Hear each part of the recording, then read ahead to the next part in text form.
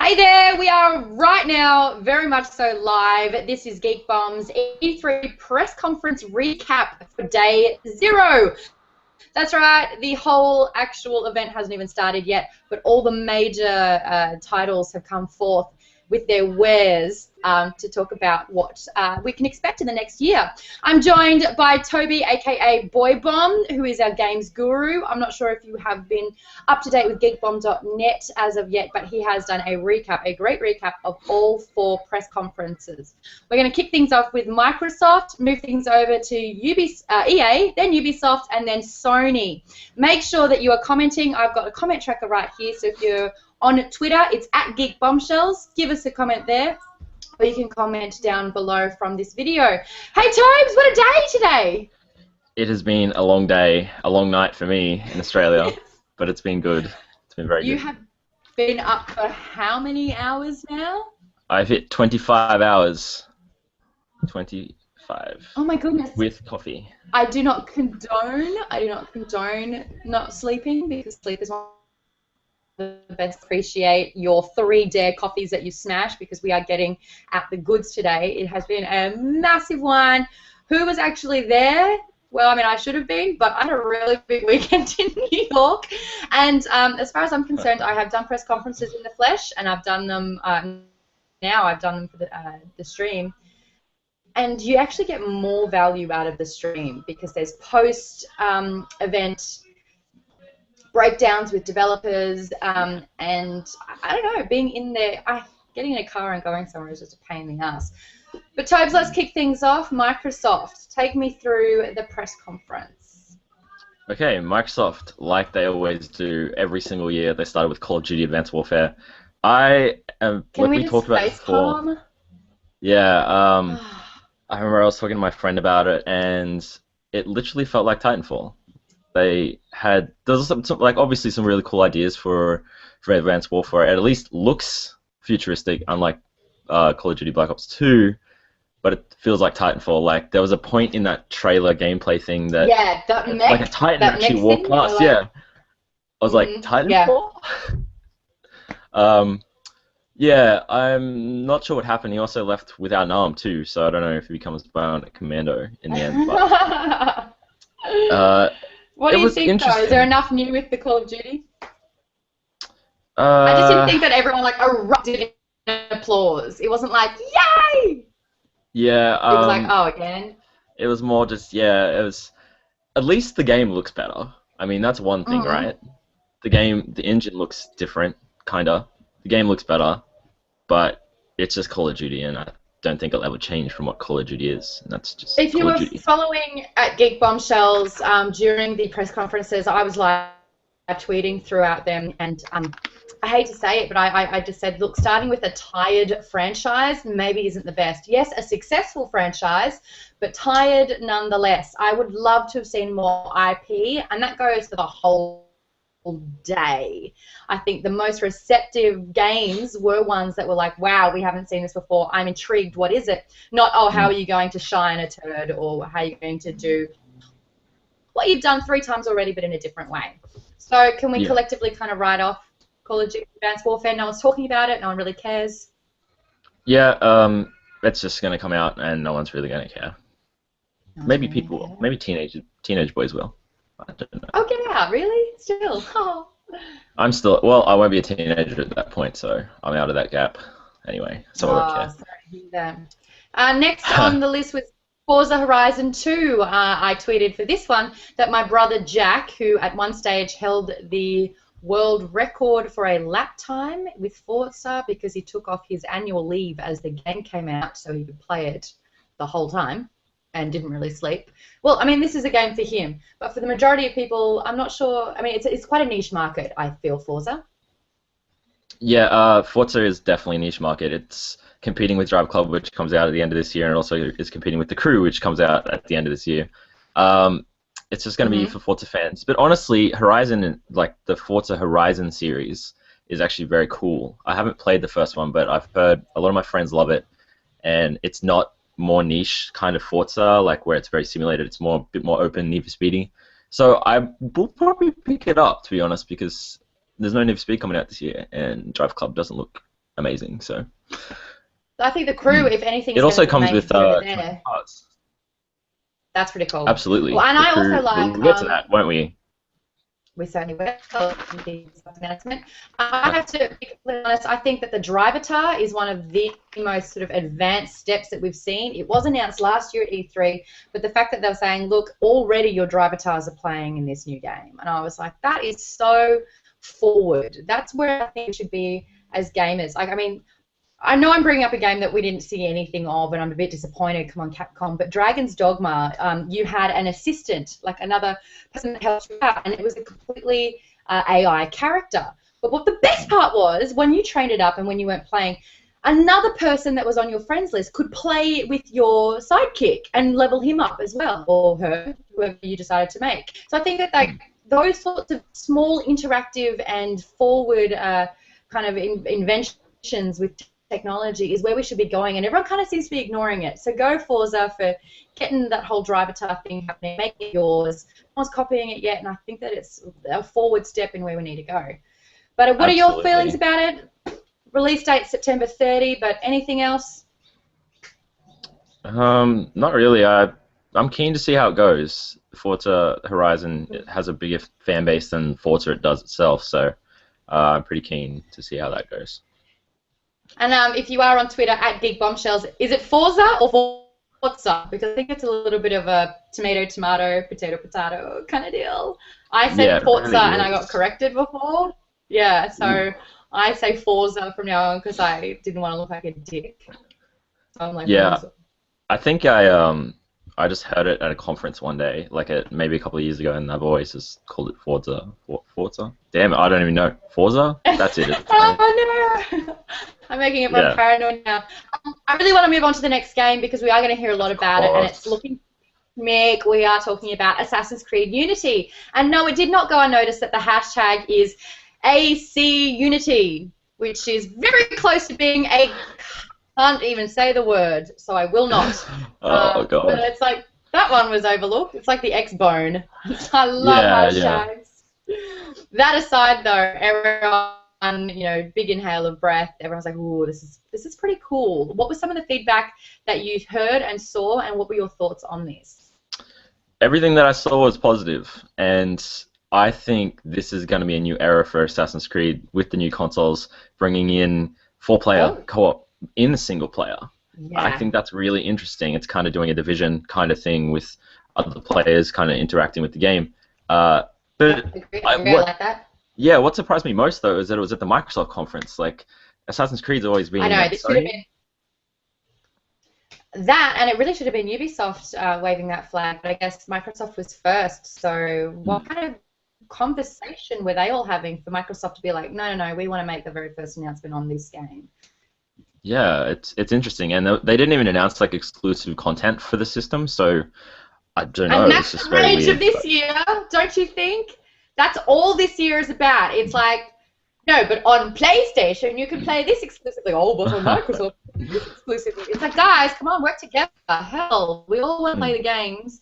We do not have $600 plus to buy both consoles. Well, the average person does not, and it's just like, you know, exclusive means that we have to split our achievement points, which can be very upsetting. I'm actually, really excited for Unity because I'm a big fan of Assassin's Creed, and I think that this is going to be a very interesting step into a new direction for Assassin's Creed. I'm going to be mostly playing like by myself, though, and we did see that at the Ubisoft conference. There was more single-player gameplay, but it really looks good, too.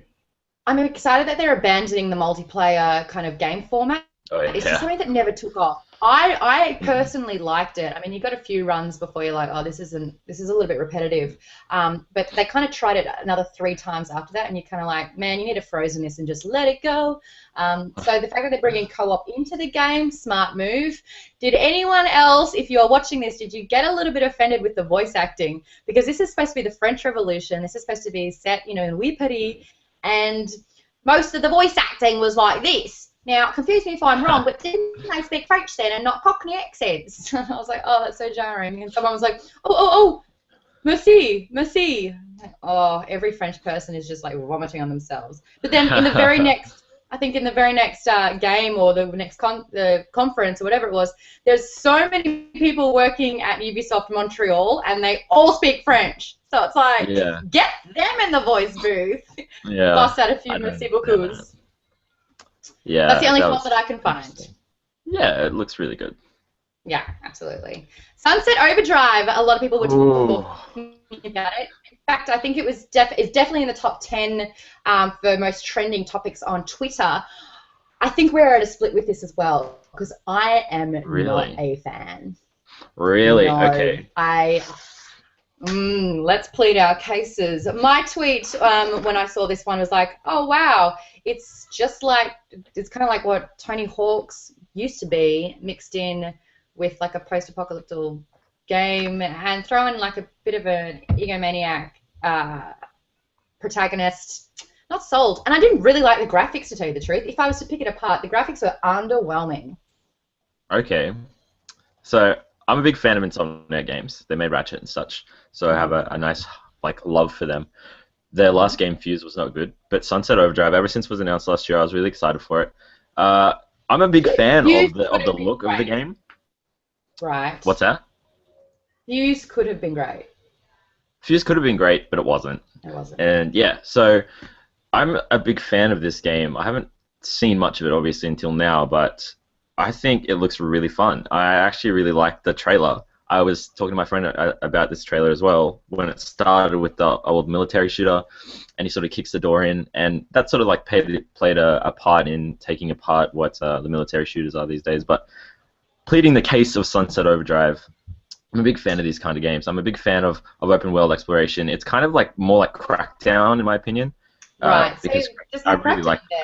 Sunset Overdrive is just like, hey, I'm going to put metal on the bottom of my shoe so I can grind everywhere and give you that skateboarding feel that you missed. And then it's like, oh, but Borderlands, we're going pretty cool, but let's still have some mutants. The mutants were spawned from an energy drink. I mean, maybe that appeals to you since you've had like 14 coffees today, but I just thought that was a weak storyline. Well, I think otherwise. I think the universe, that's how it's sort of set. Like Insomniac games make games that are really wacky and weird to sort of experience. But honestly, I think it's going to be good. I'm excited because it is a combination of a lot of different things, and it's more about like traversal and wackiness instead of more focused story. This is going to be what are you going to be doing and stuff. At all. And it's also, if I remember rightly, when it was announced last year, it was supposed to be an always changing online experience. So there's going to be multiplayer spread throughout. We didn't really see it in this trailer, but I have high hopes for this game because I think it's going to be a really interesting game for Microsoft. Very different because Insomniac Games own the IP, whereas with every other IP they've made, they don't own it. So that's actually the reason why they went to Xbox, because they wanted to own an IP that wasn't Fuse. So, but yeah, overall, I'm really excited for Sunset Overdrive. And that one is coming out October 28th, so lock it in the calendars. Moving on, Dance Central. I think we can kind of brush over this one a little bit. It's a sequel. You get to dance. And that's about it. Obviously. I actually know why Harmonix got angry about it now. Harmonix got angry about it? Do you remember when Microsoft announced that their Kinect, like they're just getting rid of Kinect and you can just buy it for $3.99? The not CEO, or higher ups in Harmonix actually tweeted some very interesting tweets, to say the least, about that. Apparently they didn't even get told about it, that they were cutting Kinect, and obviously they're only making Fantasia at that point, but obviously they're making Dance Central as well, which are two IPs going straight to Xbox, which is a bit dog.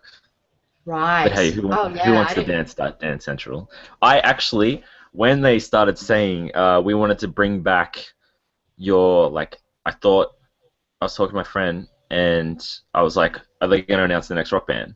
Because they said we wanted to bring back your favorite dancing game, and I was like, oh, god damn it. I was so crushed. I'm trawling the webs right now looking for a Rock Band or a Guitar Hero. Alicia's boyfriend has moved in short term, but he is a musician, and He was just playing guitar before. I'm not sure if anyone heard that, but I'm a drummer. I want to smack some skins, you know what I'm saying? Yeah, So of course. I'm a drummer too. Everyone in Sweet Drums is a drummer. There you go. Yeah. Yeah. That's true. But seriously, I really want some rock band, so make that happen. Wouldn't that be great? Look, Fable Legends is the next one. My tweet for this one was, there was a collective wit when Fable Legends was displayed on the big screen. What went so wrong? Is it like, you know what, Fable, great start, progressively worse, just you made your bed, you burn your bed, burn it, light it on fire, and don't sleep in it again. But they're trying to resurrect it. You wrote on the website, if you haven't checked out geekbomb.net, the article's up, we're going off that one. It showed off some gameplay with no distinct release date or window in mind. I'm kind of like, why are we going back to Albion or... And it's also the fact that, like, this isn't a direct sequel to Fable. Like, this is more co-op-based, and it was just seems saying... like an RTS. It was like, it had a real-time strategy. There was a game that was only available on Xbox Live that was the Lord of the Rings based. I really loved it 2 E3s ago. It's got an element of that in there, but it's like, really? Why don't you just make a brand new game instead of putting it on Fable, which is tarnished? Or at least make a good Fable, you know, make a direct sequel or a sequel to that, and, you know, have it set in that universe. Fable and Redemption. The return of Fable. But I was thinking, like, they were saying you can be the enemy and you have the 4 players. Does that mean you need 6 people to play a game? Yeah. Is that... It sounds like it's what Wii U did. Don't you think? It's like you got your 4 on the good side, and then you've got the one trying to F shit up, and it's just like, well, the 5th screen is what the Wii U tried to be, and guys, it didn't work. Ubisoft announced that they are sitting on a few of the games that they were trying to do for Wii U. Why are you... Fable! Why? Yeah. All right, let's move on from that one. We don't know when it's coming out. Best of luck. Ori and the Blind Forest. This was beautiful. Yes. Think Limbo. Think Badlands. It's got that side-scrolling beauty that we've become accustomed to. The game's work, so I'm so glad we're seeing more of this. A tweet that I had for this one was saying, was it anyone else thinking that, or did anyone think that the characters looked like No Face from Spirited Away and Mewtwo from Pokemon? Yeah, this game looks beautiful. Well, people did because they retweeted it. I think this is a great thing for Microsoft to sort of push into that kind of space as well. But this game especially looks very beautiful, and I'm a big fan of this kind of stuff. So to see this, and it's coming out in 2015, so it's still a little while to wait. But this is going to be something that I'm going to keep my eye on quite a lot because it looks damn good. Look, Toby, we've been discussing the fact. I was going to say we've been discussing the fact that it's not all about the AAA titles where you have to pour 90 hours into it. Sometimes you just want to pick up a game and play it for 12 hours. So I'm kind of really glad as well that Microsoft are looking at sort of a short-term or casual gamer effect, but with really beautiful titles. Yeah, and we'll see that in a couple of other titles we'll talk about in a second. But honestly, this is a really good move for Microsoft. It's as well as the indies that they showed off, which, you know, they're indies, and so is this kinda. So, you know, it's good that they're sort of pushing into this space, whereas they kind of didn't last year, and they had a nice little thing. Yeah, they had a nice little thing with ID at Xbox, and this is what they need to do to sort of bring in those people who have a PS4 like me and want to play. PlayStation did do a big indie section of their last year's conference. I remember 10 developers from the indie games had their own individual screen, and they were playing their games. One of them was Octodad, which is very unforgettable. So I think maybe, Xbox is realizing that there's a market in that and it needs to be nourished, which is cool. Absolutely. After this, obviously, we had the sounds, and everyone was like, hello. I was one of them. I was very excited to hear that. We know Halo 5's happening, but what we didn't know is that Halo 1, 2, 3, and 4 are going to be bundled into a beautiful disc. That was a quote from you, Toby. Yep, I love that you read that up. This is going to be freaking incredible.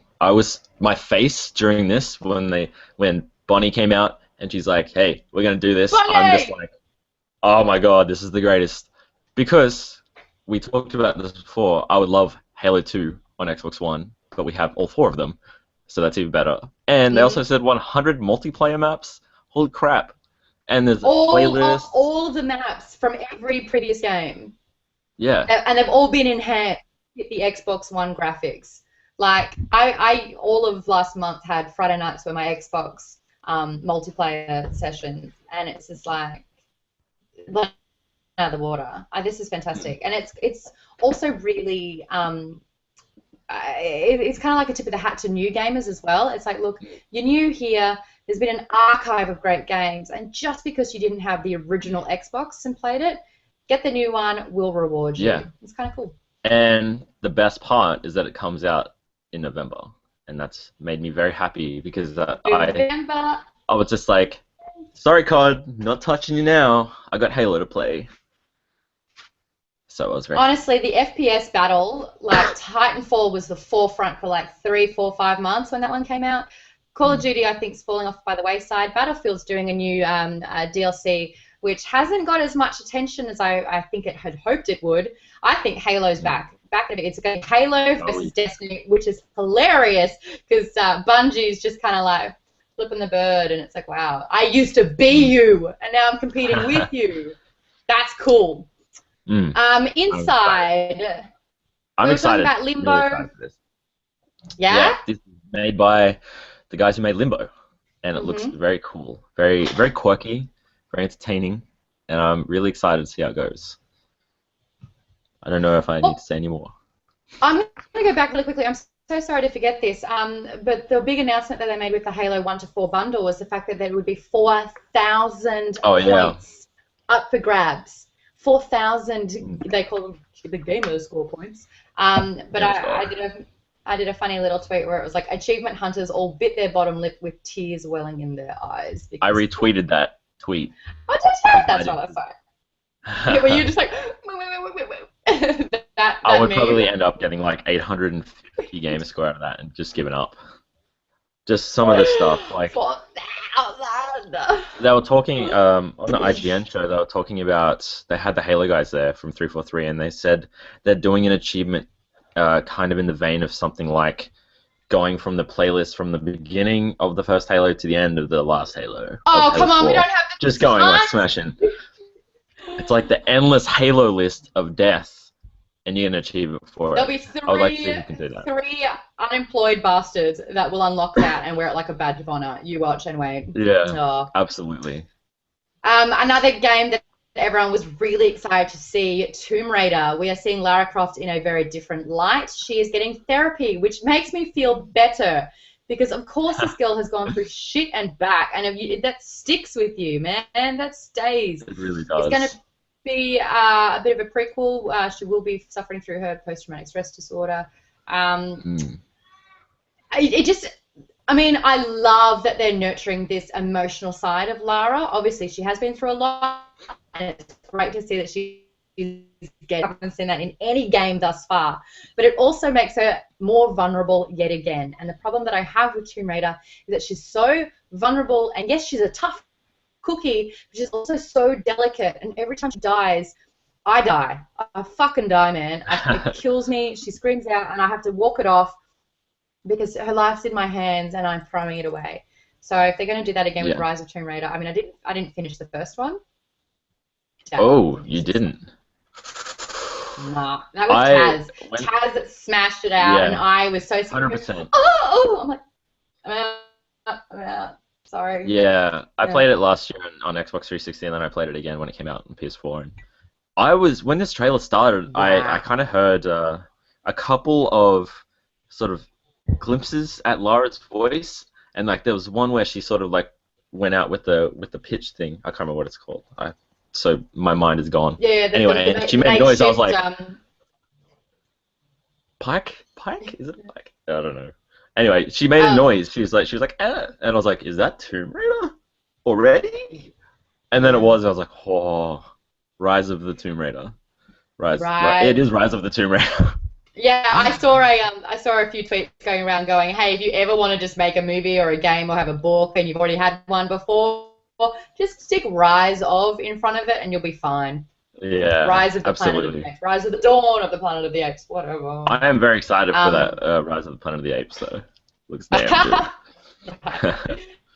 I'm excited that Camilla Luddington, who is the face and voice of Tomb Raider, will be back. If you haven't seen my interview with her, on the homepage of youtube.com/geekbombshells, I have a chat with her. So just look at the popular videos section because it's one of the most liked ones and viewed ones out there. She's fun. She's one of my favorite people in the world. So check out that video if you get a chance. All right, so we can all say that Rise of the Tomb Raider got a bit of love, which is fantastic. So did Witcher 3 Wild Hunt. Oh, I am excited for this game too. I haven't played the first two though. You like a bit of... Really? Okay, Yeah. I played a chunk of Witcher 2 with Geralt. I did it mainly because Steph Hex from Good Game just loses her little... she gets very flustered every time people bring up Geralt. She's a big fan of it.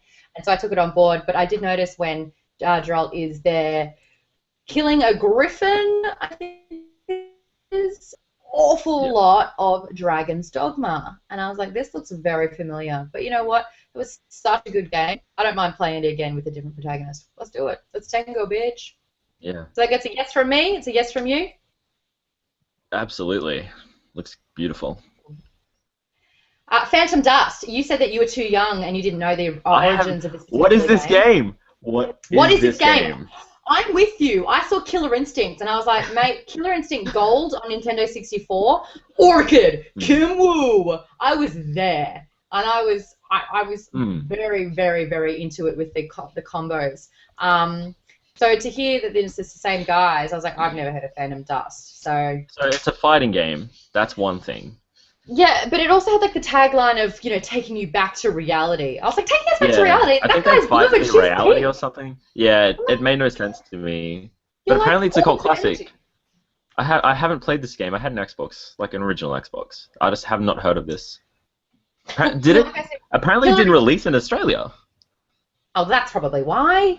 Look, if anyone knows any more about Phantom Dust, instead of us having a bloody Google it, tell us your thoughts on what you loved about it. Make sure you comment at Geek Bombshells or right below from this video. And we will be going through what you're saying. This is about you as much as it's about our opinions. So keep them coming. Make sure that you are writing. Thank you very much. Moving on, we're so close to the end. Scalebound, otherwise known as How to Train Your Dragon for Adults. Yeah. From Platinum Games too. Comes in 2015, and the guy looks like a douche. I think that was like a consensus, wasn't it? Like that this protagonist was a douche, and then he like got this great armor, and then he still was a douche. It was like one part Turok, 2 parts Star Wars Episode 2 when Padme Amidala and Anakin were in the battle arena. It was kind of like, and you know what? And I'll throw in another part. It was like, oh come on! It was out on Nintendo on the Wii. It was huge in Japan. Bounty Hunter. No. Oh my God! And you beat up the big creatures and you scaled there. Oh my God! It was such a good game. Someone help me with this one.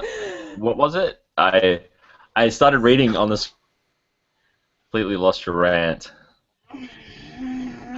I'm going to Google that. You tell me what you thought of this, apart from the fact that it's an advertisement for earphones, because hell, and like Beats. I tweeted, I always like to put my Beats on before I go and kill a mythical creature.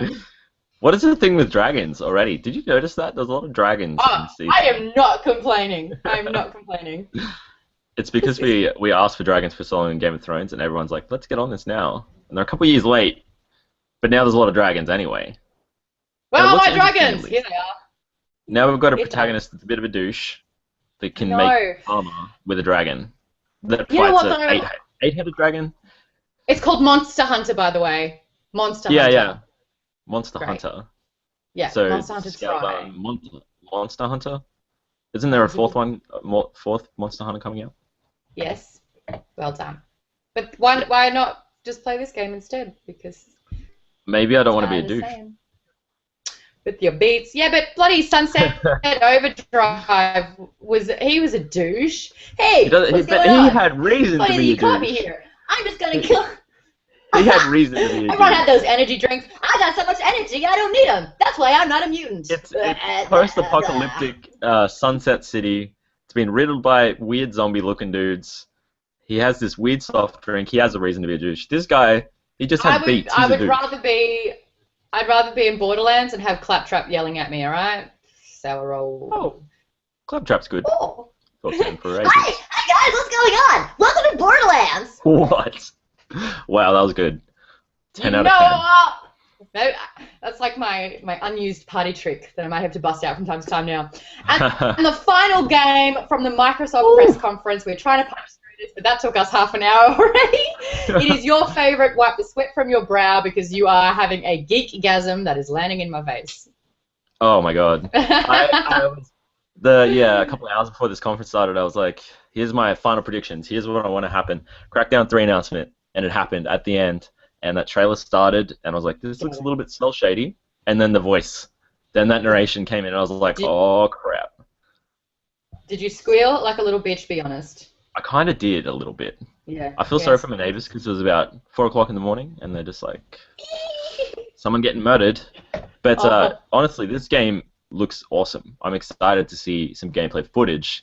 This was a game, both of them I played so much on the Xbox 360.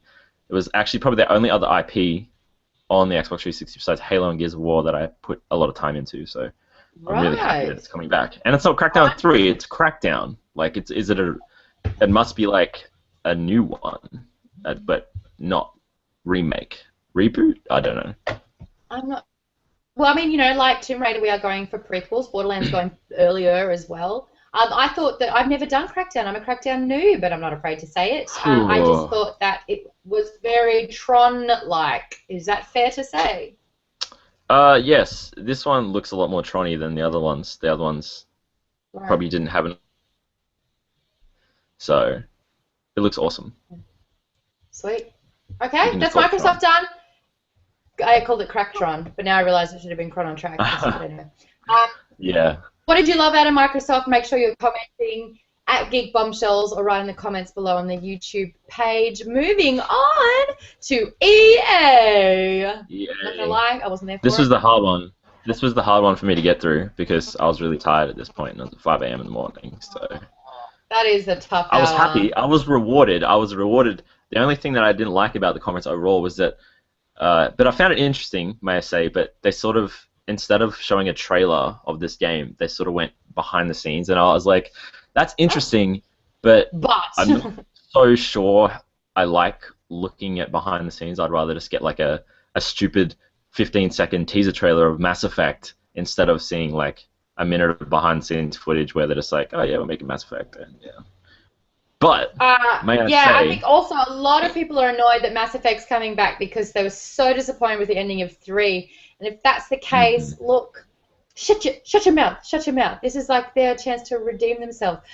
Again. Well, this one isn't going to have Shep, though. Big fan of Mass Effect, as we all know. I make a great Shep. And I feel like that was very overlooked, that they didn't even think of me for Shep. But I still like it. I mean, the whole world and the Geth, and there's so many planets. It's beautiful. And so it's a beautiful universe. So they can get in there. The Normandy, I mean, even if it's not a Normandy, but they can get around. Maybe there's an ex-employee of Cerberus that's just like, I'm going to fuck some shit up on the Citadel again. Yeah. Maybe there's another Citadel somewhere else. Oh, God, there's so many options. I was very excited, though. When the behind-the-scenes thing started, because BioWare, we'll have to get back to Star Wars Battlefront and Dragon Age, but BioWare, it started the behind-the-scenes with the Mass Effect music, and I was like, oh, yes. And then it just went into this behind-the-scenes thing. And I was just like, it just kind of quelled my excitement because everyone loves trailers. Everyone, like, honestly, that's what I love about E3 is that you get these trailers, you don't know what they are until the end, whereas this is sort of like, oh yeah, we're making Mass Effect. Here's some pre-rendered footage from, like, an alpha. They're stalling. They're obviously stalling. That's fine. But how about we talk about Star Wars Battlefront, which is one that I was really excited about. Let's talk about that indeed. Go on. Have you played the first two? Look, I haven't played it, and I'm more of a KOTOR girl myself. I love Knights of the Old Republic, so Battlefront, I mean, would I go there? Abso-freaking-lutely. Is Disney involved with this? That's what I want to know. Or is it still a LucasArts production? I don't know, actually. I can't remember. I think I don't know. EA took the Disney and bought the rights to the stuff, but Disney doesn't have like a hand in it, maybe. I haven't seen their name attached to it at all. But I did see some we all know pre-rendered how footage. But, I mean, we all know how Old Republic went. It was the little engine that couldn't. It wanted to, but it Well, didn't. but this is going to be Tell me like about different. Battlefront. Let's be happy about Battlefront. It's being made by DICE, who made Battlefield. Obviously, Battlefield 4 wasn't that great, but this is a different team. DICE is they've always wanted to do a Battlefront game. I remember when it was announced last year, they said that they were really excited to do this, and they're very passionate about it. They went to the museum or wherever it was for Star Wars and did a lot of like pictures, and this is in the behind the scenes footage, may I say. It showed some couple in-game footage, and the game looks beautiful in alpha, but again, I still would have just preferred like a little bit of gameplay, even though it's probably too early for that, or maybe just another teaser. But I feel like this is going to be the huge hit in a couple of years. It's going to be the huge multiplayer hit. That's what Battlefront was about. I had it on my PSP, I had it on my Xbox.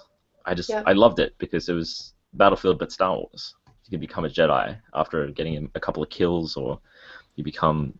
Talking about my language. It was talking your language. Yeah, you're talking about language. When are we going to see this game?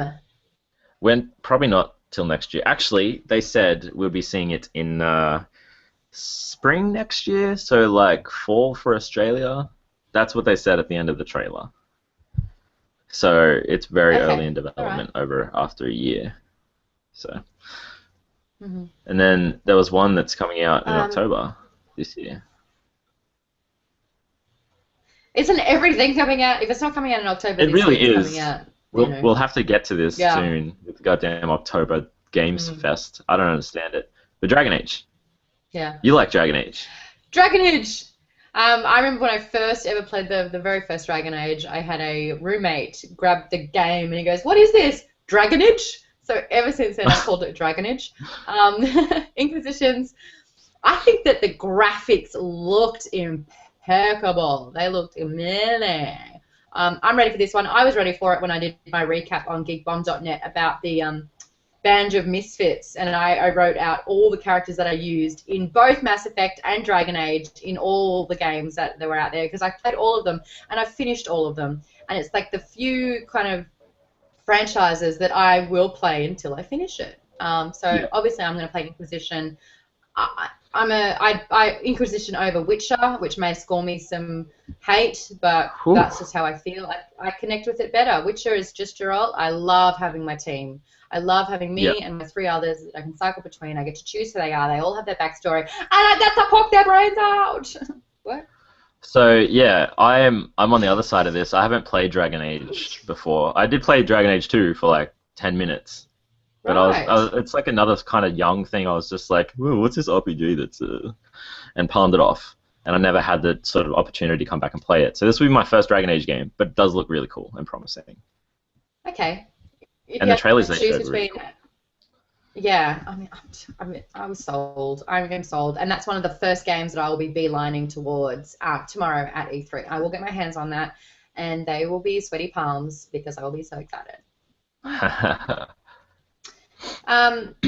So you've got here new IP, nothing known about it, but BioWare is making new IP as well as developing Dragon Age Inquisition and new Mass Effect. So basically BioWare is jumping on again to make the next franchise. We've seen 3 Mass Effects coming on 4. We've seen 2 Dragon Age coming on 3. And it sounds like they need to get the next installation. But what do we know about these guys? They do a fucking kick-ass RPG, and I'm so ready for another one.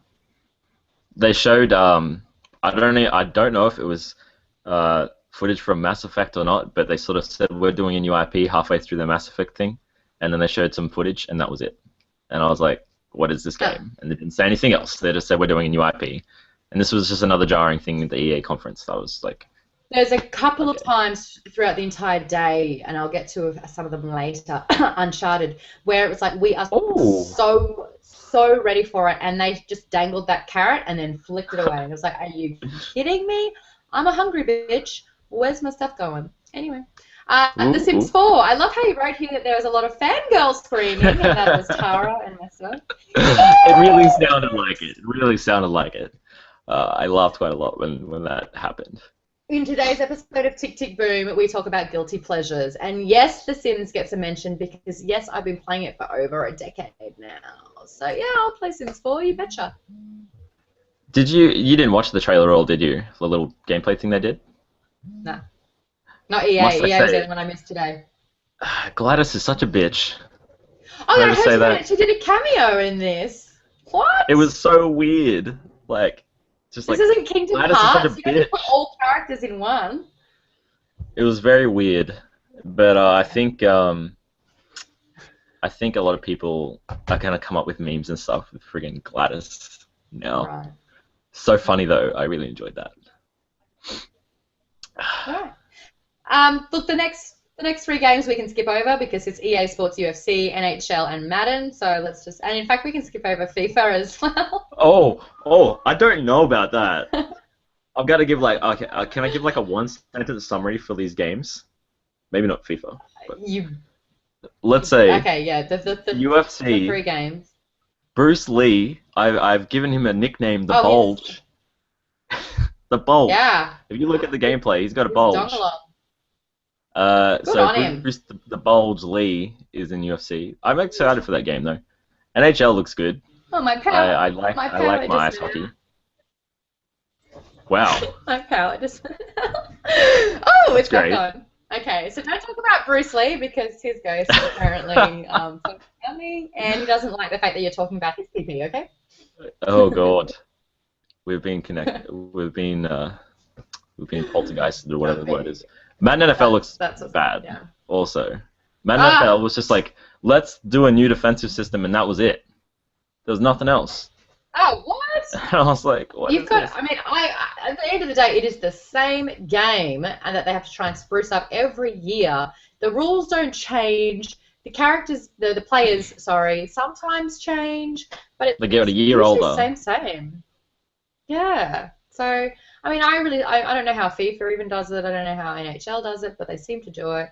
I just can't. Yeah, NFL. I can't play NFL either. So, as in the game, right. I can't play it ever and physically. But yeah, Okay. There was not even with FIFA and that they sort of are just like, oh yeah, we have these new features and they change everything. Whereas this was all like, we have defensive systems.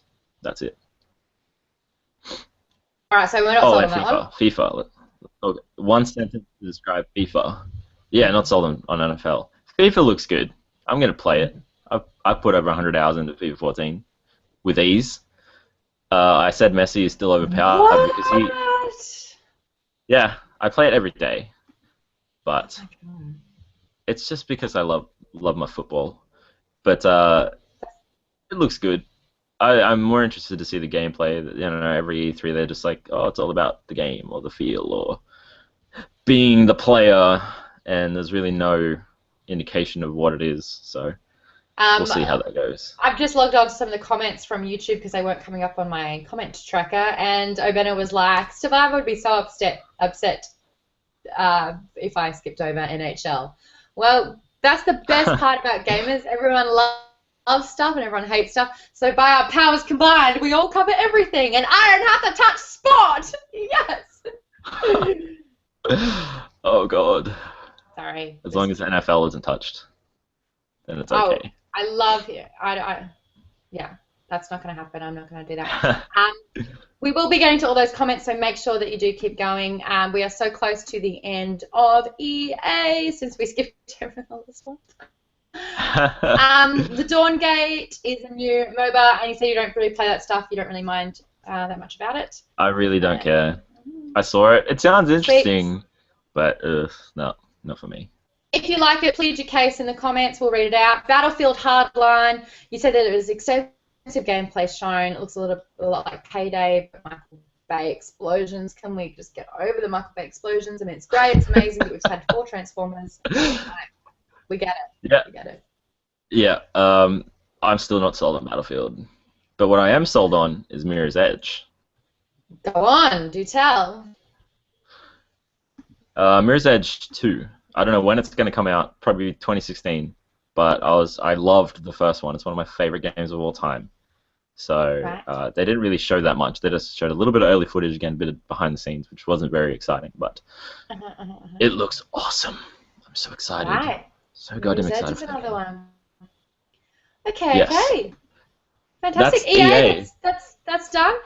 I'm back in the game now because I did watch Ubisoft, and I had Aisha Tyler.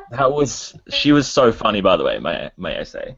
She's great. I really respect her. I saw her for the first time last year, and I love that they've got her as almost like a spokeswoman for Ubisoft. She does back the gaming, the embodiment. Like, she not only acts in it, lends her voice to games, but she really does believe in games, and she held her own. I stuck around afterwards and saw the Q&A with the developers, and she just knew her shit, and it's so great. She did inject it. She does what I do when I MC anything, and I swear when I shouldn't, and I make just to kind of put people at ease a little bit. It's like, hey, we're all mates, fuck it, whatever. Some people will be like, ooh, but I love it. I love it. So I'm all pro Aisha there. But the game lineup that Ubisoft has, they should be very proud of themselves, except Shape Up, but we'll go into that one. First one, they opened it up with 5 minutes of Far Cry 4. Yeah. Oh, it was cool. I'm excited for this. But, you know, it was cool. It's funny. I was thinking, I was kind of expecting them to show more gameplay, which they did at the Sony conference, but I'm excited for this game. It looks really good. So am I. And I just love how they came out, and they're just like, that was the first 5 minutes of Far Cry. And I was like, wow, that was an interesting 5 minutes to watch. Yeah, then basically, you are fucked. And I was like, I love this guy. Everyone's got F-bombs. It's great. It was wonderful. I also do love the fact that there is enough about Far Cry 4. I mean, Ubisoft played the first 5 minutes, but then when we went to the Sony conference, we saw a completely different side as well. So there's so much this game offers, and that makes me excited about it. So yeah, sign me up. Absolutely. And always the evil guy. He's just like a puppeteer, and he's just... Yeah. It's a different one. Like this last time, it was all threats and your life is over. I'm going to fuck you up, and I'm going to kill you. I'm going to maim your friends. But this time, it was like almost playing on a friend's side, going, "Hey, no, we're going to be cool. We're going to be cool." Or are we? Joker. Yeah, I was thinking that. Yeah. So yeah, sign us up. We're down for that one. We should do a Twitch stream for sure if that ever comes out. You should be absolutely keen for the next one then, which is Just Dance. I tweeted for this one when they Just Dance 2015 or Just Dance Now. I was like, it's like a million voices suddenly cried out. Oh no, wait, that was just the bombshells discovering there's a Just Dance 2015. At the EB Expo last year, I could not tear them off the dance floor. They were like, so what do you want to do? Hey, let's play Just Dance again. It was notorious. They were constantly bombarding that. So, I do like, again, this next step forward in technology, which was this is now your controller. So you can just connect from anywhere on your phone and play against other people all over the world and just dance with the phone in your hand. Look, I broke my screen recently, and that cost me like $400 or something ridiculous. Yeah, you're gonna need a wrist strap for it or something like that. It's gonna be like another Wii situation. The Wii, because it's like da da da da da. Oh god. Oh, I'm just. Oh. Yeah. Yeah, you see this with SingStar and the PS4, with how you can use your phone as the microphone too. So it's cool to see this integration technology. It's very interesting. Well, let's face it, there are a lot of consoles in everyone's living rooms, but every single person has a phone. So every household there may be one console, but in that same household there could be 6 phones. So yeah, which clever. uses 6 controllers to SingStar with and dance. I promise. I did find the dancing semi-annoying though. I was there was an awkward point where I was like, this should probably stop now. My least favorite part was when they announced like Anthea or Andrea or someone like that who won it, and she was just like, she was freaking out. She was absolutely happy with herself. She handed up and it went on. I was like, oh no, I got it. You're an actor. I got it. Like loud and clear. Yeah. I feel like a lot of people didn't get to join in. You know how the game started and it said there was like 17 people joining in. I feel like they just all went with it anyway after some of them couldn't connect. Would have been very They had awkward if that would have been hilarious to watch. Let's another trailer that on Facebook page. Let's get to the division. This was first announced at last year's E3, and when I did big interviews with everyone on the complex in the complex on the ground there, the #1 most anticipated game was the Division. Well, now we've gone into the game. We've seen some gameplay, some live action. It was supposed to be as if 4 or 5 people were getting together and you heard their comms and how their discussion would go down. Great acting. I believed it. I really did. It was like a fine line between, hold on, are these... Yeah. Are these actual people? No, I watched it again and I like it. I like it. Really? But I was like, are these last year as actual well. people? Or are these the characters? Yeah. The what? So, yeah, this happened last year as well when they announced the game, how they had that little gameplay thing, and they're just like, are these people talking, or is this scripted, or just actual in-game actors? And then they said it was people talking, but obviously to a script, because no one's going to talk like that. There'll be very few mum shouts, for one. There'll be a lot of cussing. Yeah. But yeah. The game looks really good though. Hopefully not. Hopefully they'll all be on the COD side of things, and we'll get the eloquently spoken people trying to divulge in the excuse me.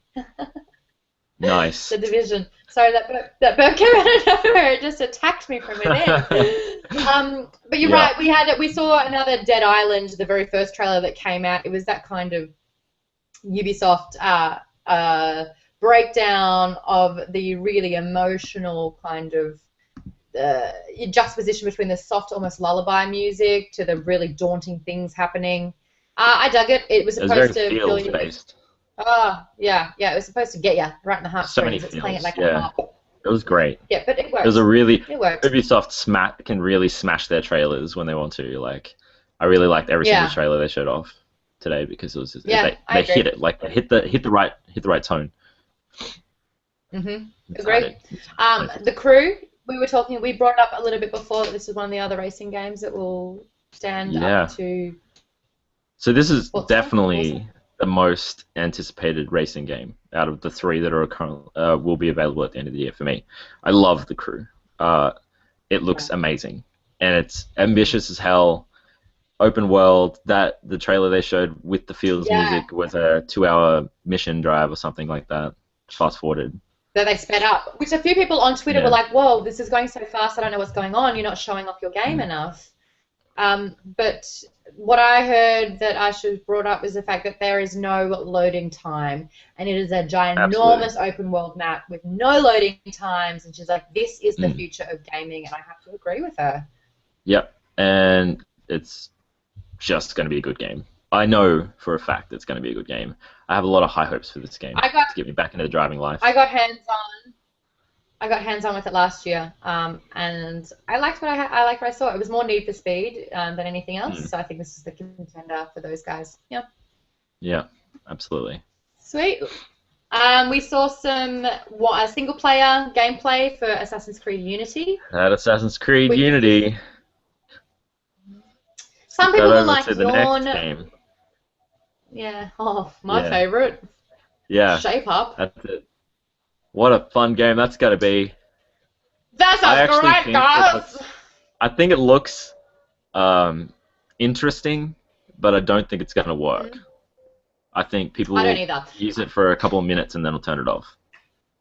Who is the demographic?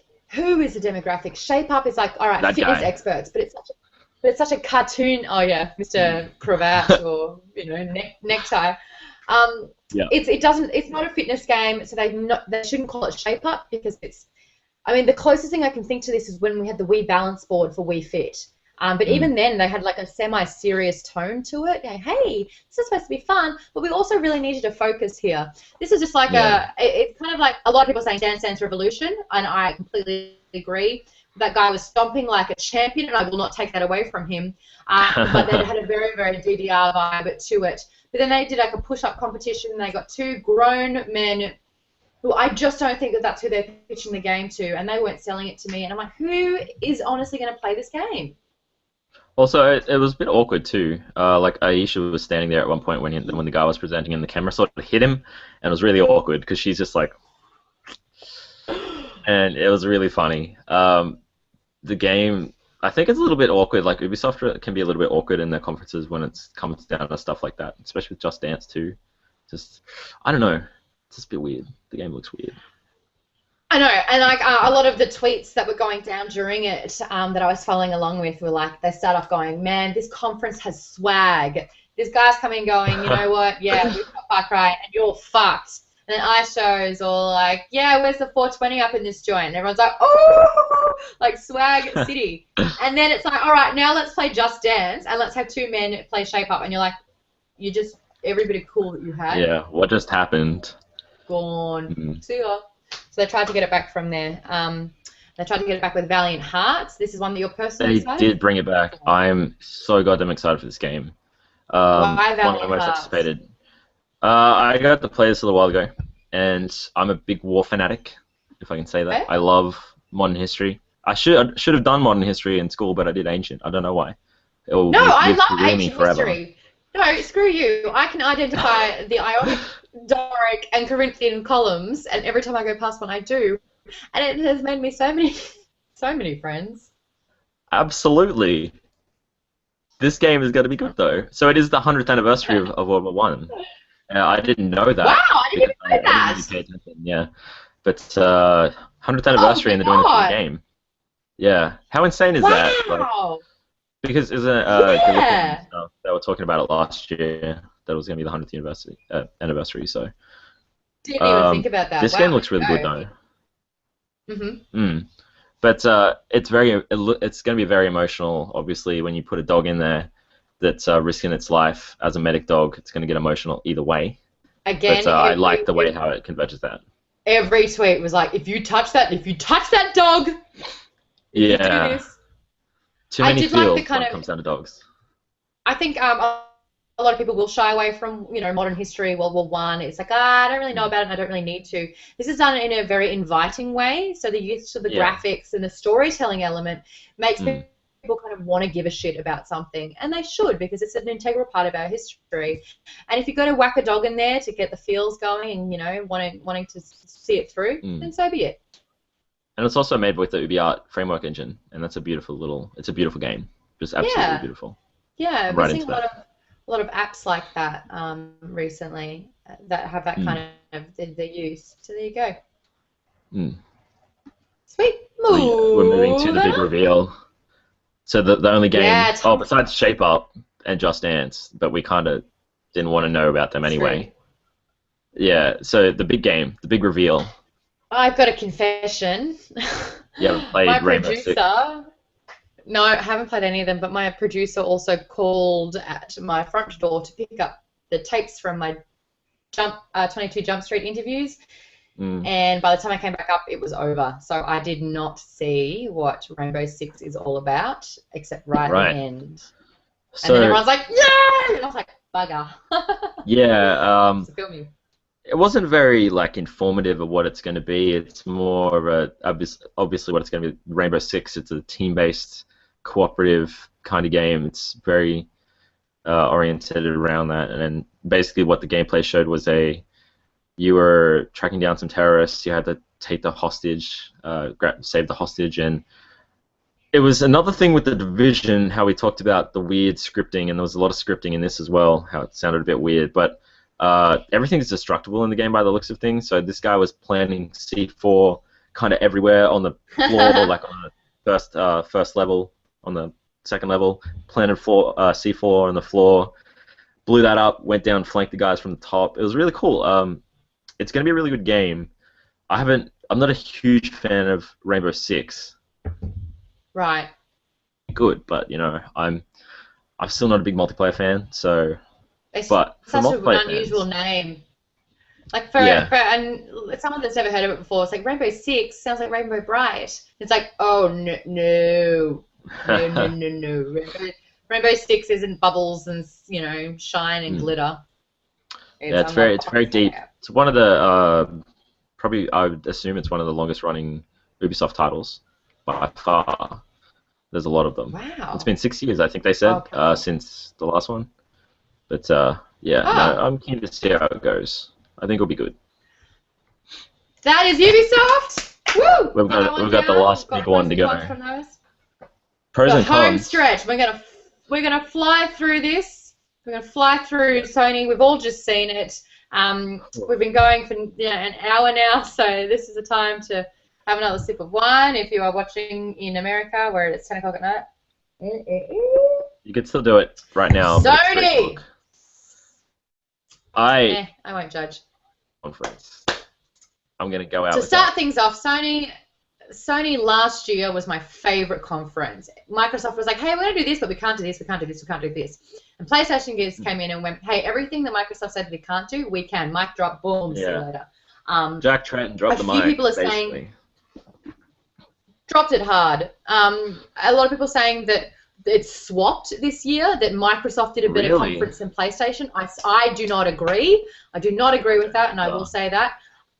The big scope of Microsoft is we will focus on games. We're not going to, last year they were all about the entertainment unit, and these are all the great things that the Xbox One will be able to do and not do, which backfired.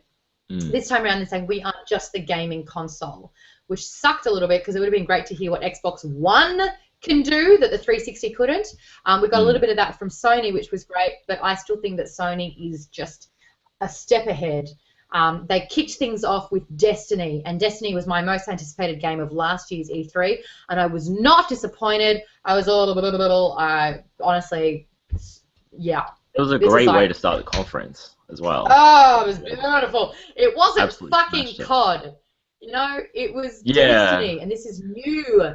This is exciting. New IP from Bungie, the guys at Bungie who are great. And on the plus side, the beta launches a day before my birthday for PlayStation users, so that's an even better present. Like Bungie guys are the best. Yeah, they love me. But well, I'm going to be all over this. I really need a console. But you need a PS4 first, perhaps, right? I'm gonna have to buy a PS4. I've been installing. All right. So Did you watch the whole conference? I assume you did, right? I did. Yes, I did. I started from the very beginning. Did I miss Drive Club? Like, was Drive Club after Destiny? Or was it the order? Oh. If it was, I tuned out because it's a driving game. Yeah. My stream died. Come closely after. Oh, that is a great point to mention. The stream faltered throughout the first third of Sony's broadcast. The Ustream played up. I had to try about 3-4 new times. Yeah. I was sitting there going, go on, go to the PlayStation conference. And I was like, oh no. I was getting really annoyed. And I didn't. It really died the first time. Yeah, when it died the first time, Andrew House was like halfway through speaking about Destiny, and then it came up on YouTube that the order was on, and that's one of my most anticipated games, and the goddamn stream just kept dying, and I got really angry. But I got back just I agree. That was not something that needed to happen, but I see it as a sign where more people were on the Sony broadcast than they were on the Microsoft. Yeah, that's what I was thinking, and that's too. why it got through. GameSpot had a 40,000 strong streaming at the one time. Wow. That's intense. This is going to be a little bit off topic. Have you seen Penny Dreadful? Go for it. The TV show? No, I haven't because I'm not about horror at all. Oh, that's right. Sports and horror. It's odd because I don't want to borrow. Seeing Penny Dreadful, I've just watched a couple episodes of it. I actually really like it. It reminds me so much of The Order. Like, it's not obviously the half-breeds and stuff aren't. It's just the Victorian era that's absolutely like smashing me. And the Gilahad or Gilligad, I don't remember the main character's name in The Order. He looks kind of the same as the main character in Penny Dreadful. Like they got the same beard. Right. Kind of old. Ah. It's interesting, but I'm all for beard. Absolutely.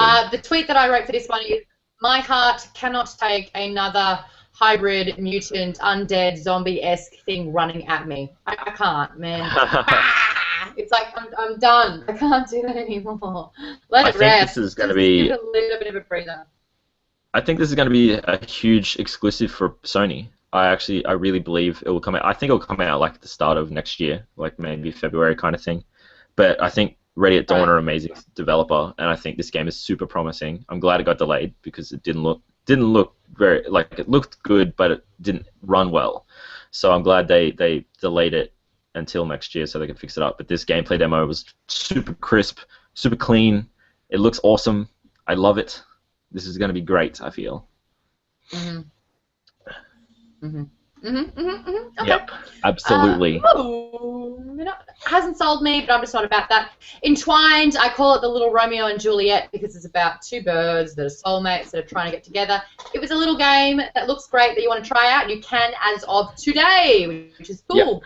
Yep. Infamous Second Son, I said, stop trying to make fetch work. But this is probably one of the few times that we can make fetch work because the DLC sees you play Fetch Walker, who is a girl who also has some pretty cool abilities. But was it true you did not have to have Infamous to get the DLC for this? It is a standalone DLC, just like Far Cry 3 Blood Dragon. That is cool. I love seeing that. It's like the anti-try before you buy. It's like, you know, don't have to put up with the whole entire game to get the bonus. I'm also going to say they absolutely nailed the name as well. Like, Infamous First Light sounds so freaking cool. I just, when that came up at the end, I was like, whoa, that's awesome. I'm really excited for this. It comes out in August, too. So, I hope it's like 6 hours kind of thing. I hope it's not 2 hours, 3 hours. That would kind of kill me. But I'm excited to explore that universe with Fetch. Like I say, 6 hours of a bite size, you know. I'm digging this kind of new look at how to game these days. Little Big Planet 3 is another one. It's obviously going to be a PlayStation exclusive. What was that noise? Oh my god. I lost it when this came up. Like, these people come out on stage, and then all of a sudden Little Big Planet 3 just pops up in the background. I was like, oh my freaking god. If I said before this conference started on my Twitter... Absolutely. I said before the conference started, if The Last Guardian or LBP3 gets announced, I'm going to lose it. And I apologize to anyone who follows me on Twitter. And I absolutely lost it. And I didn't lose it on Twitter, though. If you missed it, the note that Toby was able to get to was, oh! And that's pretty high, if you ask me. Yeah, that was but pretty high. But it was worthy. We have new characters to play in this one. We've got Sackboy, the sock friend, what was that one? And the bird, where you can There was a bird and there was a fat guy too. And they're saying that yay, no discrimination. And apparently all of the 3 million plus, what was that number? I'm pulling it out of nowhere. Every immaculately world. Yes, from Should before. We just go again, they're going to bump up the graphics and make it playable. Yeah, so every user generated. Every world. That is so freaking exciting, and it launches in November. Launches in November. That's all I waited for at the end of that gameplay. I was like, just please be soon. I'm going to slide it in here. My little summary of the Sony PlayStation press conference was, you know what? We're still going to make games for PlayStation 3, but you really want to throw your ass up and get a PlayStation 4 because that's where the entire party is. And you know what? I think that their sales will even spike more than they have after this one. I'm more inclined to. I have an Xbox One, even though it's broken. Send it in eventually. No, I sent it in and I got an email back going, we will not fix your console because it's a beta version. A broken console and you won't do anything about it. So I keep complaining, which is a very first world problem. I need to shut up. All the more science to get a PS4. I'll move on, but I will buy a PlayStation 4. Right? Not all the science point there. The next game, I will not touch it. I will not go anywhere near it. I said that the protagonist was a gore whore, and then I deleted it for fear that someone would take that the wrong way because it's just a loosely based thing. It was like, if you enjoyed the last episode, not the current episode, but the last episode of Game of Thrones where the watermelon face was crushed, you will love Bloodborne because it's just a gore whore fest. So this is made by the same guys who made Dark Souls and Demon Souls, exclusive to PlayStation 4, as far as I'm aware. You can tell. It's going to be hard as nails. Yeah. And it looks freaking amazing. Yeah. And I'm very excited for this. Terrible.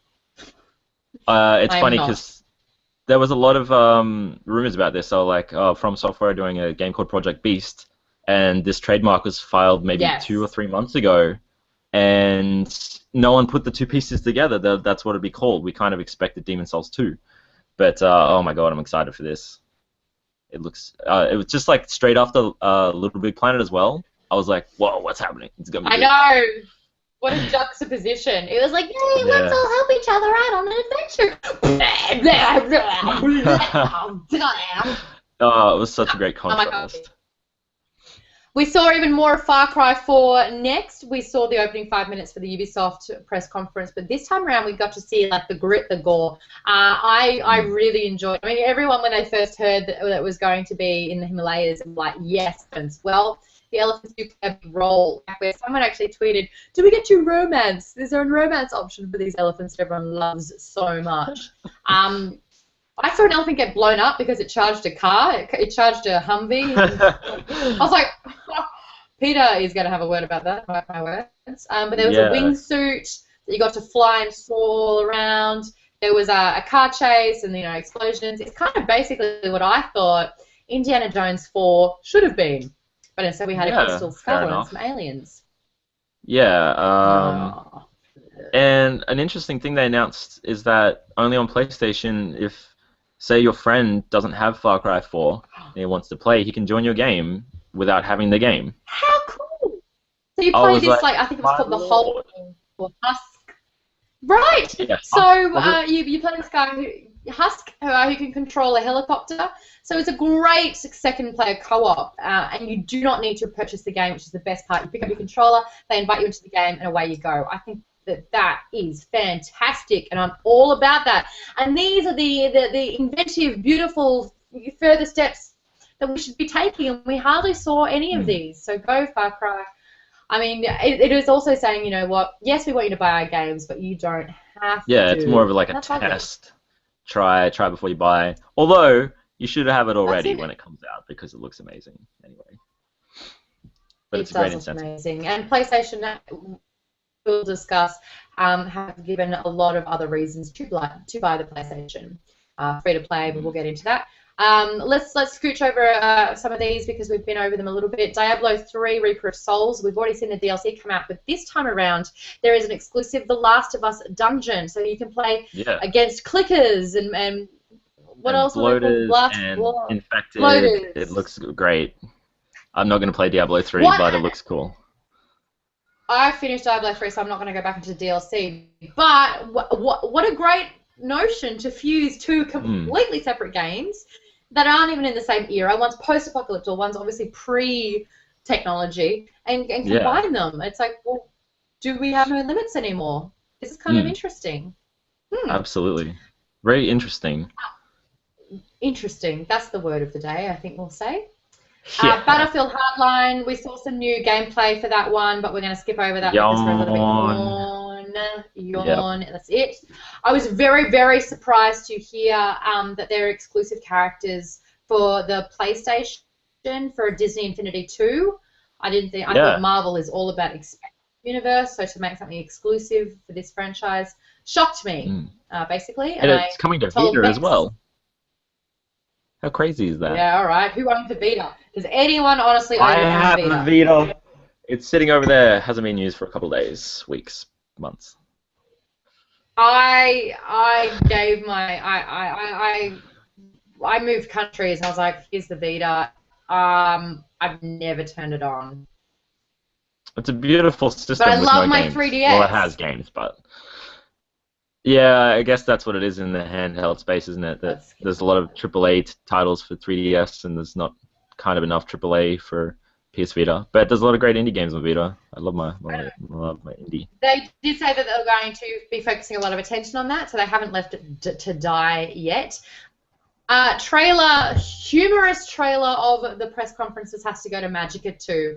Finally, absolutely. Funny trailers. This was so refreshing to see. Except for the poor cat, which got blown up. Oh yeah, the cat got completely done. But I love the fact that you can hear the audience in the background too. Yeah, go oh. Yeah, you game can hear is a them. notoriously cat.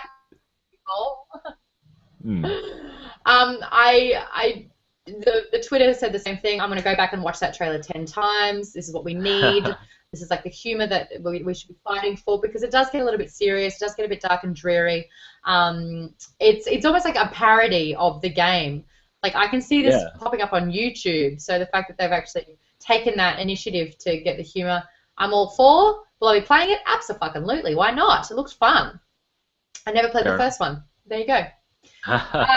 One of the top things that everyone walked away with from the press conferences was that Grim Fandango is getting remastered for the Vita and PlayStation 4. Twitter flooded. Huge response. I mean, the positives are this is a big game that everyone wanted to see. What I didn't like, the action that they took, was that they were using, PlayStation decided to use letters from fans and young kids. And it's like, you wrote in. No one fucking writes anymore. No one sent a letter, whatever. And we listened. But then they staged one of these letters from little Sally, who was 7 years old, or 12 and then 10 or whatever. 10 years, she was 12 and then 10, and then it was Tim Schafer with a beard. That's it. And then it was like, well, now we question every single letter that you brought up in the conference beforehand. So are you lying to us? What was the point of that? It got a little bit blurry. But long story short, Grim Fandango's coming back. It is Tim Schafer's little baby, and everyone is losing their shit about it. Yeah. So the next, like, 6 games or 5 games are all indie. Indie montage! They're all getting glad we saw it.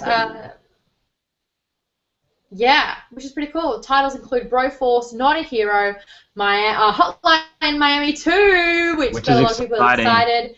The Talos Principle. Yeah. Titan Souls as well. I noticed that there was a lot of 8-bit in there and tweeted, oh my god, so much 8-bit. My eyes are going square. I think that, I mean, after being on the judging panel for the International Mobile Gaming Awards, I just found that it was a crutch that people just went to. 8-bit graphics are easy to do. And so there's just so many games in 8-bit, and I'm finding that it's just not doing what it should. It's not clever. I find it to be lazy graphics.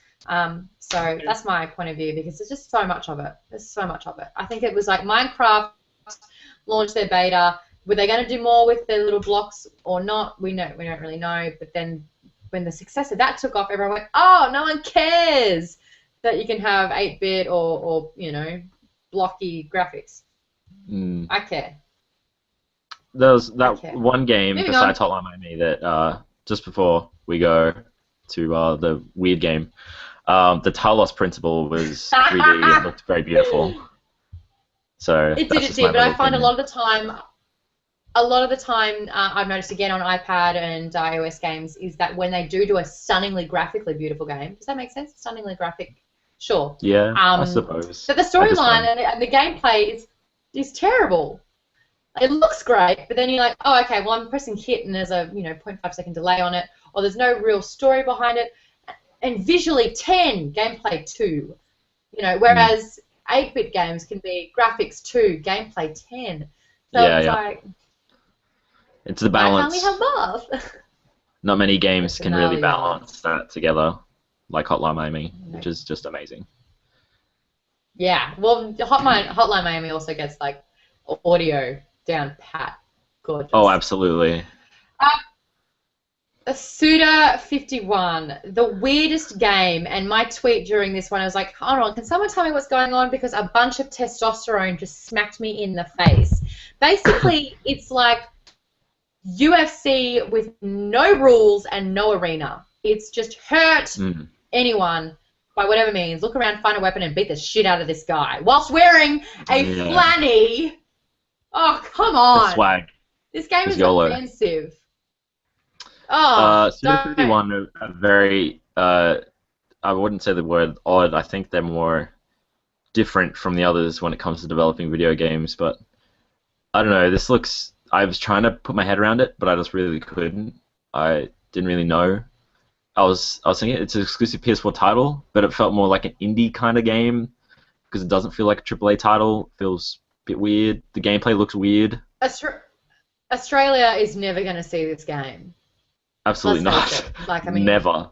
Like, Australian has, if you are watching internationally, Australia has very, very harsh censorship. So if you are rating something that's over 18 years, so if it's adults only, we don't get it. So the fact that I saw it actually reminded me of an SVU episode, Law and Order, where two guys got so obsessed with wrestling or whatever that they wrapped, the whole spiked bat and like the barbed wire and the chains and all that. And like they ended up killing each other. But the point is to kill one another. Ugh. I'd rather play Mortal Kombat, where even though the brutality and the fatalities and the gore is there, it's done in almost a stylized way. And there's a purpose behind it, and it's character-based. It looks effed up. I don't want a bar of it, and I honestly don't even want to give it the time of day. Whoops, sorry, but I don't. Who knows? It might not even come out yet. I don't know. It just was so weird to see, especially like after the last Suda 51 game, which was Killer is Dead, and that was received quite poorly. So I don't know. I don't know how it will go. Right. Who knows? I don't care. I don't care. You don't care? I don't care at all. I don't want to bar of it. I mentioned earlier that PlayStation said that they weren't going to give up on Vita. They weren't going to let it die. So the fact that they're working on 100 titles means that they've got a whole big team on board to really pump out titles for the Vita, because you're right, there's just not many. There's not enough AAA. I kind of expected them to say, hey, we're going to do an Infamous game on Vita or something like that, like they did last year with Borderlands 2, but nothing. It was just, we've got 100 games in development for Vita, and that was it. There's no specific... We don't know what they are. We can't confirm anything, but hey, there's 100! Woohoo! Yeah. I don't know. Maybe one of those 100 is a cancelled BioShock game, which was promised before the Vita came out. Now it's never going to come. Who knows? Abzu was another game developed by Giant Squid. Look, I was a little bit freaked out about this because I had a nightmare last night that I was telling Tara all about at Tazpants. And I said, look, I was a scientist on a project where there were genetically modified sharks and squids, and they were just killing people, and we were being sacrificed to understand the traits of these sharks. So when I saw this, I was suitably very anxious, and I don't even want to talk about it. So I am excited for this game because it was made by the guys who made Journey, and I love Journey. It's one of my favorite games. So I don't think we really need to talk step back in the graphics. Graphics on everything. Yeah, I know. Which one's it going to be? Is it going to be the gameplay, or is it going to be all is one or the other? I'm sick of it. Yeah. I guess let's talk about this home stretch. Okay, so that last sort of 15 minutes that we were talking about, everyone on Twitter really felt that it was dragging out. We're like, oh, all right, PlayStation, shut your mouth. Give us something. Killed me. And this is when the conversation of Microsoft had got it in the bag. It was so much better. And I was like, look, at no point during Microsoft was I ever bored or wanting them to rush along. But at the same time, it was the first thing in the morning for me, and I just smashed 2 coffees. By now, I'm like, oh, okay, come on, pick this back up. And they did that. It was No Man's Sky. Oh, I'm excited. That's another game that looks amazing. This is basically like a love child between Turok or all of those Land Before Times and beautiful dinosaur games. Sorry. Great dinosaurs, stunning graphics that they've twisted all up, mixed in with Star Wars. The game founder for the company got up to stage, and you could just see he was really nervous, and he was just like, "Oh, I'm really excited." He really looked like he was in tears. He was so excited. Overwhelmed. It was beautiful to see. And he's like, "This is my baby. I'm so glad that it's getting some attention."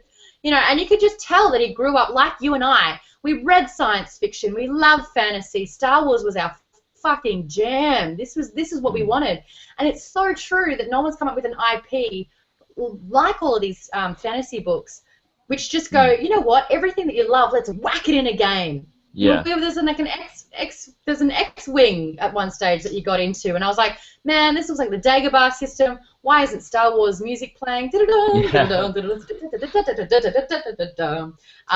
everyone, like from out of every single game, the feedback for No Man's Sky has been the most positive from what I've seen. Absolutely. That game wowed me last year at E3, and it wowed me again this year. I just wanted a release date, damn it, and there was no release date. There wasn't. But by the way that Sean is crying, I think he's under the pump. Yeah. But it's a beautiful story too about that developer, because they're such a small team, and it just goes to show, if you try something different, everyone might jump on board. That's it. Everyone loves an underdog as well. This is when PlayStation decided to explore the fact that there is such a thing called free to play, to which everyone on Twitter went, fucking bullshit. There isn't any such thing as free to play, because you have to get involved in the PlayStation Network, you have to pay a monthly fee. So really, it's costing more money to play free games. How that works, I don't know. Yeah. But that's one of the things that's going down. They are pushing the fact that games are free, but I also read a few tweets in there saying that, look, if you keep pushing free to play titles, people aren't enticed, because you're basically saying that they're not worth any money. Yeah. And you can get a bunch of free-to-play titles on your PC, and I think people with consoles would rather have like a game they can pay $10 for and have a great story, whereas yeah, Isn't that there was weird? a game they showed on Vita. They showed a game on Vita. It's called Big Fest, I think, or something like that, and where you it's basically like making a music festival and that, and it was announced last year at E3, and I was really excited. And now it's free to play, and apparently you have to pay for packs and stuff if you want to do it when it comes out, if it comes out. And now I'm just completely not enticed to get it. Yeah. I'm not a fan of the in-game purchase. What a shame. We've been talking about gory games. Some of them hit, some of them misses. Mortal Kombat X10. Looks goddamn amazing. I'm loving it. So, I love the fact that they showed that. Just how much they fuck up your body. Teeth going everywhere. Everyone thought of the mountain, by the way. Everyone's like, all over again. But like, when the chick got her ribs busted open, the spinal cord broken from within, yes, it's unnecessarily violent, but holy shit, it looks cool. Yeah. Only in Mortal Kombat will you ever get your skull crushed multiple times and still be able to fight. And my lord, do those fatalities look amazing. They look vulgar and awesome at the same time. Look, Toby, last time we did Week in Geek, it was with Ryan Keeley, and we all discussed what our finishing move would be. What would be your finishing move if you were a Mortal Kombat player? God, if I was a Mortal Kombat player, I would go something traditional. I'd have some sort of a scorpion blade, I assume. And I'd probably cut off the arms and put what's his name? A scarecrow thing in the guy's heart, kind of like I forgot his name now. The red robot from Mortal Kombat, and it extends out. What's his name? Right. We had people comment in saying that they would turn into mist, go into their throat, and then expand and turn into life size again. So just like destroy them. That's pretty cool. Toby, I don't know if you heard mine, but I'll let you know. I want to know now. I would. Okay, so this is fairly gnarly. Maybe I bit my nails that if I had them grown and long again, I would rip out the spine from the neck, so like we've seen, snap it, but pull it out so that the person kind of like folds over and crumples into themselves. But then, as with their lengthy spine, I would drink their spinal juices. Oh Jesus, Lord! So I remember the character. I remember the character who does that. The scarecrow thing. It's either Cyrax or Sector. Either one of the robots. Okay. In the new Mortal Kombat, they throw a scarecrow thing. It, like, goes into their heart and it expands like a scarecrow. It's amazing. Love it. So that would mine be. What minus is it with scarecrows? They are so freaking scary. Yep. All right, so that's Mortal Kombat. We're waiting for that one. I don't think Australia is going to see it because the last one got banned. The Last of Us Remastered. So if you haven't played The Last of Us, which I haven't, you got a very, very spoilery induced little trailer. You watched it? I don't know why they put so many spoilers. Yeah, I watched it. Don't watch it. Don't watch it. Oh no. I know that there's spoilers in there, but yeah, I got a lot of things spoiled for me, so I quickly turned it away. But it's like, why would you put so many spoilers in a trailer? Because you're trying to entice people to play it, and it's like the kind of thing where it's like, Yeah, so people that haven't already played it will buy their PlayStation 4 and then play it for the first time. So many tweets are like, I'm not going to play it again. I already played it once. I don't need to play it remastered. There's nothing so much different about it. So all of us people that haven't seen it that were going to play it, we're like, oh, okay, well. Well, to be fair, you should still play it because you don't really know where those parts sort of interlude and like the context behind them. When I get the game, which will be on July 29th, 11 days after my birthday, I will be playing through it for the third time. I'll be playing through it for the third time. Oh my god, how do you have... Toby, get a girlfriend! It is my favorite game of all time. My girlfriend right now is my PlayStation 4. Actually, I don't give it enough time. If you're going to put in so much time, at least, I mean, that was the best thing about Mario Galaxy. Even the second player would at least collect star bits. So my boyfriend at the time was... I was like, get to work! This game looks amazing, though. Yeah. Oh, of course it does. There's a reason why this game got Game of the... It got Geek Bombs the Game of the Year last year, and it's still a PlayStation. I voted for it too, by the way. I voted for it. Oh, did you? That was when you were pre-Geek Bomb as well. I was. I was given my influence already. But seriously, I still think you should play it. You won't understand like the references, so get a PS4 as well. Oh, gotcha. The next game, it was the game that opened. I didn't hear any of that. I didn't hear any of that. I'm being distracted. The game that opened up Microsoft's conference last year was Metal Gear Solid 5. The great news is that we see more of Snake. We understand more of the storyline. The bad news is that the only playable female character who is a sniper is wearing a bikini for no reason at all. I noticed that. There was a big backlash about that last year, wasn't there? When they announced it. I was one of them going, hey, look, just because I'm far away, I don't blend. There is no camouflage in a triangle bikini, unless I'm at a. Did she have like a G-string as well? That or just panties? On the trailer, that's what it looked like. It didn't look like she had. It looked like she had no pants. The P word. Panties. What? Look, you know what? I love pants. I've got no pants, but like. What's more? What's significant? Underwear? Undies. Knickers. Eh? Oh, God. Yeah. Oh, Lord. All right, let's move past that one. If you liked MGS before, you're going to love this one. It's as simple as that. That's what it comes down to. Grand Theft Auto 5 is coming to PlayStation 4. Rockstar never do E3. Xbox One, but PlayStation 4. They are. It is. No, they don't need to. PC and Xbox One has been confirmed. But Rockstar never do E3. Right. And it was really surprising to see him here. As soon as that thing started, though, that trailer, I was like, this is GTA.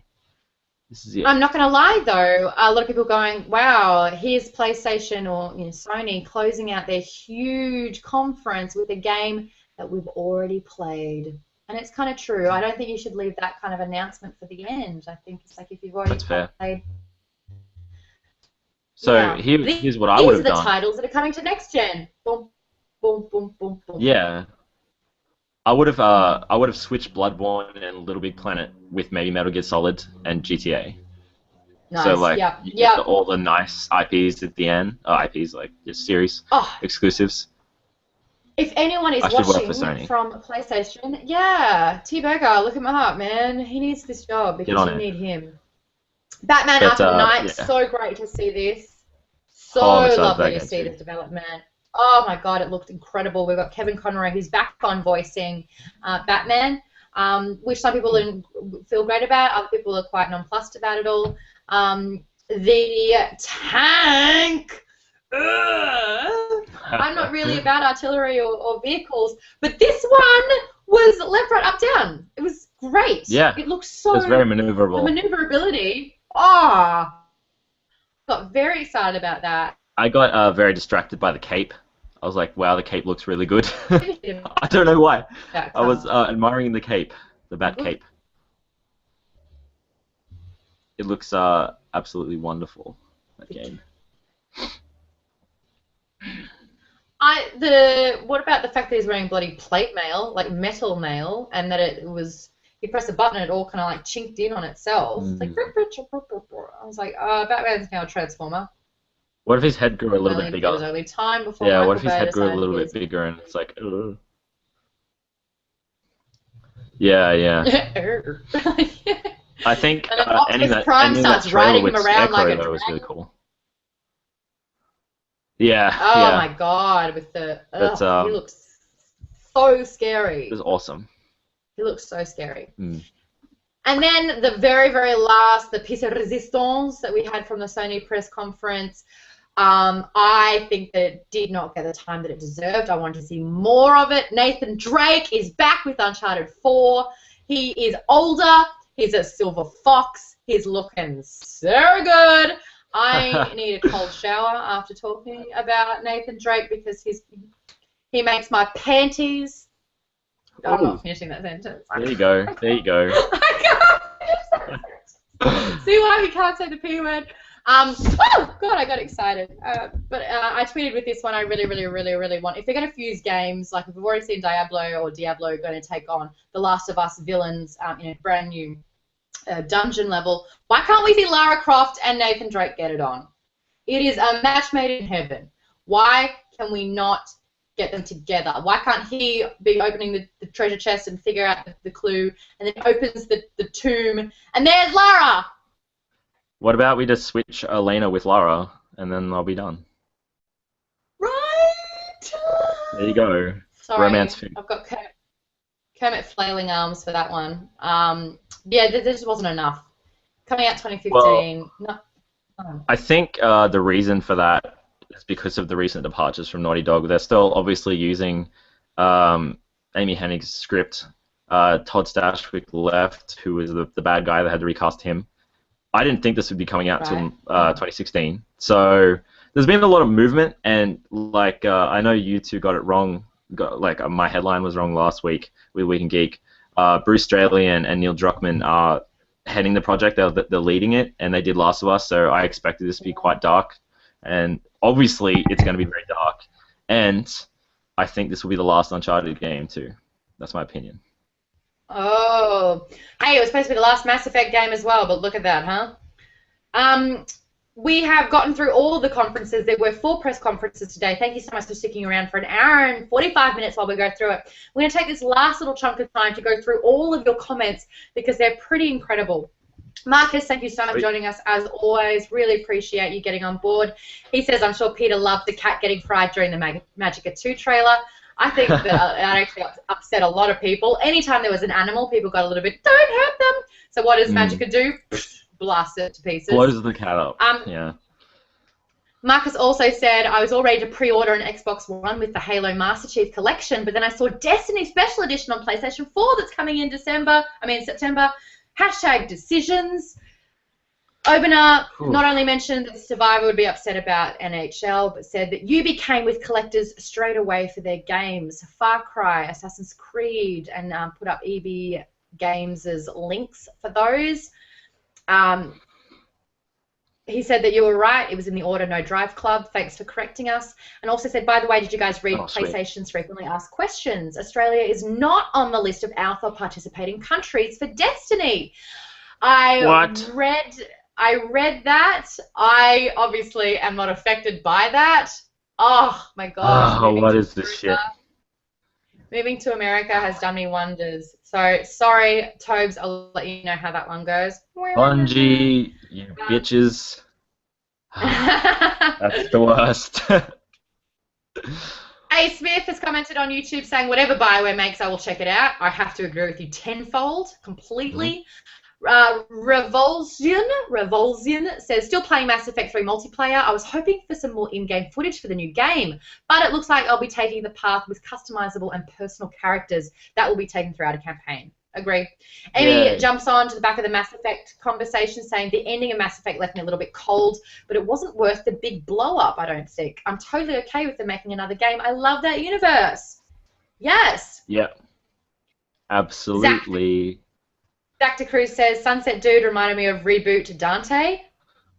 Oh, yeah, absolutely. I think it was more, I got reminded more of Dante with the Scaleborn guy, Scalebound. I thought he was more Dante-ish, but fair enough. Right. They're kind of both douchey. Yeah, that ego-driven arsehole. Fantastic. Raiders7528 said, thoughts on Far Cry 4 PS4 sharing options? No need for online, no game needed for online co-op.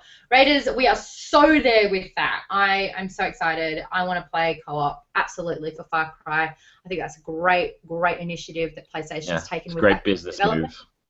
move. Scott Dixon says, I'm looking forward to Scalebound. It looks interesting. Interesting being the key word of this entire conversation. Absolutely. Amy says, yes, hell yes, more Tomb Raider. And I agree with you, Maude. Every time Lara died in the first one, it was heartbreaking. I did finish it through a couple of times, 100%. I just got better at not killing her. Maybe that's what I need to start doing. Revulsion said, don't forget original Halo 2 multiplayer with dedicated servers, and Insomniac never made the best story-driven games, but they are damn entertaining. Point taken. Ooh. David Harris says, I will be staying strong to PlayStation and getting a PS4 as soon as possible. Yeah. I'm so keen for Assassin's Creed United. I just hope it's as good as Unity. Sorry. It's United. Unity is uniting us all together. Yep. Yes. And I hope it's as good as Assassin's Creed Black Flag. I think it'll be better. But Emmy says, Emmy disagrees, says that we would need a serious revamp to get excited about Assassin's Creed again. I think it's tired and boring now. Wow. Scott Dixon disagrees, said Unity does look good and it's great to see a co-op. Highlights, Fat Smith says that it would be Dragon Age, Inquisition, and new Mass Effect. Again, straight on the same page with you. You and I are talking the exact same language. Dr. Cruz says the new COD looked like Titanfall, so yes. Absolutely, 100%. You did. And then said that the new Tom Clancy looked like the new Call of Duty. Really? So it's all kind of intertwining. Until it got good and reminded me of The Last of Us MMORPG. Wait, The Division reminded you of The Last of Us? Well, there's 2 Tom Clancy games. So. Oh, okay. I don't know, is it The Division or is it Rainbow Six? That what is like The Last of Us? Or COD? Said it looked like the new COD until it got good and then reminded Zach of The Last of Us MMORPG. Oh, okay. All right. Okay. So there you go. Thank you so much for getting involved with this. This is like been a bit of a chunky debrief, but getting through 4 press conferences that took up almost 8 hours of our day. It's understandable. Don't forget to keep checked in with geekbomb.net for all the latest news from E3. And I'll be hitting up social media for the next 3 days extensively. So make sure you're following us on Instagram @geekbomb, Twitter @geekbombshells, and Facebook/geekbomb, because I will be going ham. HSHAM stands for hard as a motherfucker. So now that you understand that, get involved with me. It's going to be a really, really big convention. I'm so psyched for it. I'm repping all my cool t-shirts. So there'll be photos of plenty. Tobes, how would you round out this E3 in comparison to the others? I think it was an amazing E3. I think it was better than last year. I think we've got a lot to look forward to as gamers, and I think it's going to be an amazing year. Right. Excited for this one. I thought that there was not much hardware announced, especially when you consider that players say, come